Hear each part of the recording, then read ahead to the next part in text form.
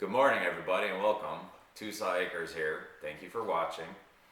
Today I'm going to be going over my 3 top hacks for saving at the pump.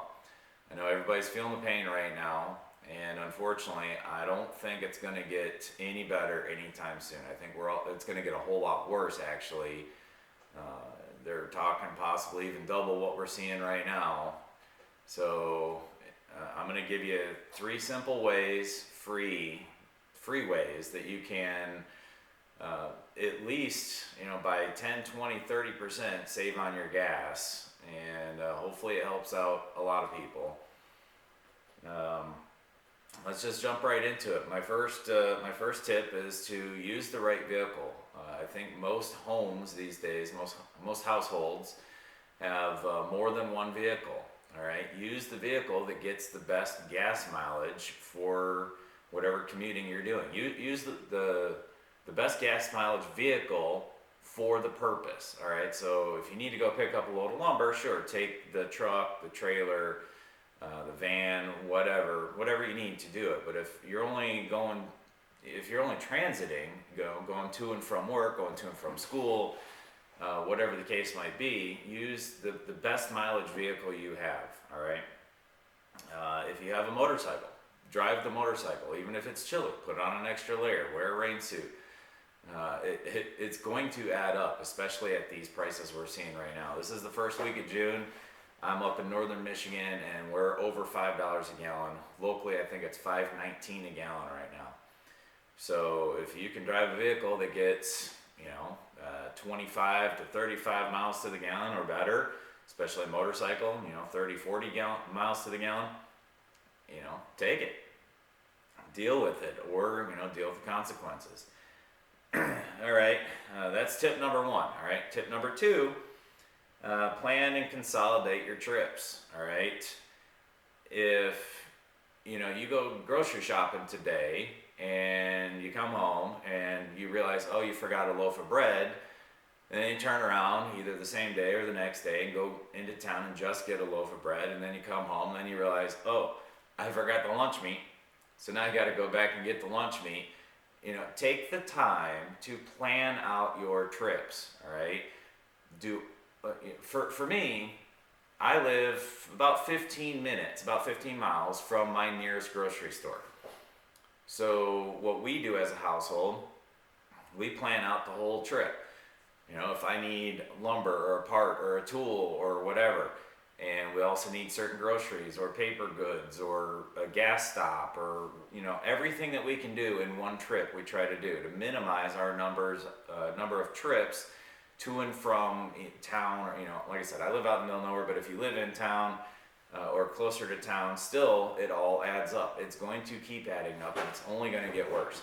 So consolidate your trips. All right, and then on top of that, if you have say 2 people in the house need different things, different places, stop making 2 separate trips. Well, I need lumber, so I'm going to take the truck, and you need the car, you need groceries, so you're going to take the car. No, do it in one trip. If somebody has to sit in the vehicle and wait for 10, 20, 30 minutes, isn't that worth the extra gas savings? And to be quite honest, this is stuff that, a generation ago people were doing all the time. Even when it was only, 79 cents a gallon, they were thinking about stuff like this. They were packing lunches so they didn't have to eat out. We should probably get back to a lot of those penny pinching days, to tell you the truth. Carpool, all right? Again, consolidating your trips. If you and your family member or neighbor or whoever can carpool, whether it's to work, to school, to the grocery store, wherever, do it. It's going to add up real quick. And my number 1 tip, really, it's kind of a 2-parter. Leave early. All right, this has been looked at many, many times. I'm not the first person to say this, but aggressive driving is the number 1 killer of your miles per gallon, your gas mileage. And if you leave early, you won't have to drive as aggressively. You give yourself time to start slower, stop slower. All of those things make a huge difference. And I had to do about 3 hours of driving yesterday, and I was just kind of messing around with the fuel mileage reader on the vehicle that I was driving, and huge difference. And I've been honestly watching this for years and years, but if you accelerate slower and take longer to stop, you're conserving that energy. And I say that because I used to be in the aviation industry, and one of my bosses at one point told us we were masters of energy conservation, energy management, he would say.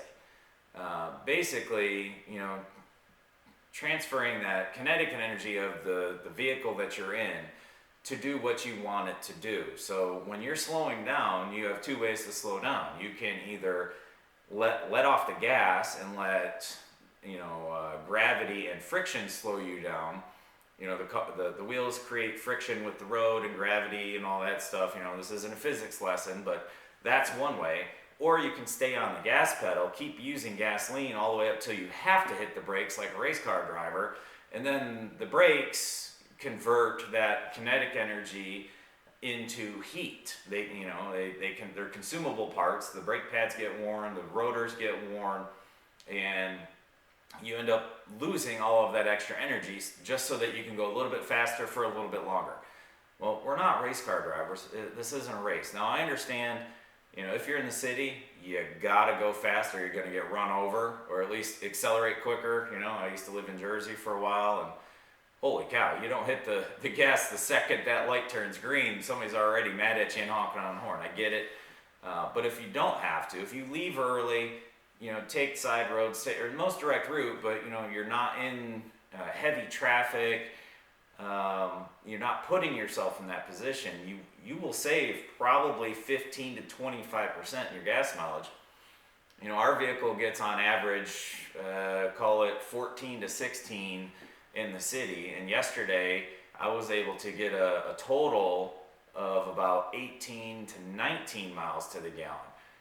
Call it a 10 to 15% increase. Now on the long stretches, doing about 60 miles an hour for 20-30 minutes at a time, I was able to get that mileage up to 21, I think is what I got, which is 20+% better than what we would normally get, just by simply easing off the start, easing into it, not just gunning it up until I get to 60 miles an hour. And then when I slow down, I pay attention to what's going on in front of me, and letting off the gas early and coasting to a stop. And a lot of times you don't even have to stop anymore. Again, you're conserving that energy. And that can easily save you 20%. 20%, think of it this way, it's $5 a gallon at the pump, you just paid $4 at the pump because you drive less aggressively. So just a quick recap, drive the vehicle that you need to drive, all right? I've got this little Honda Accord and my big Bronco. If I'm just going to the grocery store or going to my bowling league or wherever I'm going, take the little Honda. I'm getting 26, 27, 28 miles to the gallon in that thing, and the whole family will go. We'll do our grocery shopping in it, take the kid to school in it, whatever we need to do. Is it pretty? No. Is it luxurious? No. And if you just got to drive that vehicle that makes that statement, you're going to pay for it. And you know what? If you can afford it, great. This isn't for you. If you can't afford it or you're looking to save, which everybody should be right now because I think it's going to get ugly, put your pride aside. Get into the vehicle that you need. And honestly, if you're paying $600, $700, $800 a month on a vehicle payment, and another couple hundred a month on insurance, and then another couple hundred a month minimum. I mean, crap, I filled up the truck the other day. It cost me $100 to fill up once. So if I'm filling up 3, 4, 5 times a month, now you're talking, close to $1,500 a month to drive one vehicle. To me, that's insane. I'm driving my little Honda. It's paid off, 26 miles to the gallon. Insurance is dirt cheap because I don't have to have full coverage. I'm probably only paying $150 a month to drive that car versus $1,500 a month to drive that car.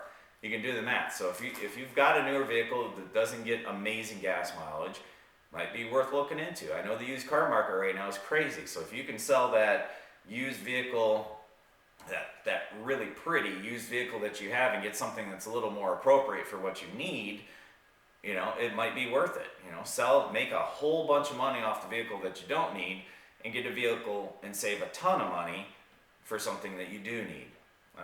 Just my personal take on the matter. I don't have any new vehicles. I don't need a new vehicle. I work on my own stuff. That is a downside to owning older used vehicles.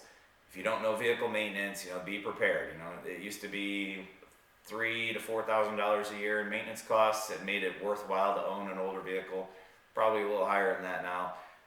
But for me, it's definitely worth it because I do all my own work. So something to keep in mind. Plan, consolidate your trips, leave early, and stop driving aggressively. So I hope this helps somebody out. I know that there's a lot of ifs, ands, or buts in between all of this.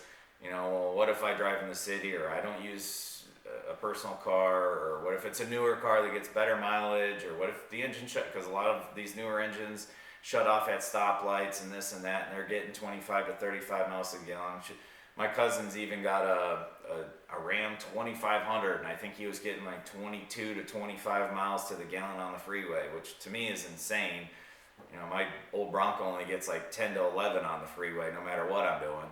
So I know there's a lot of exceptions out there, but in general, these tips right here will definitely save you on your gas bill. Thanks for watching. Please consider liking and sharing and subscribing. I don't normally do videos like this. I'm normally doing repair videos, but this is definitely something that's hitting everybody, and I thought maybe this could help out a little bit for somebody somewhere. And I hope you enjoy it. Please stick around, come back, check out my other videos. I try to get one out about every 5 to 7 days, and so far it's been working out pretty good.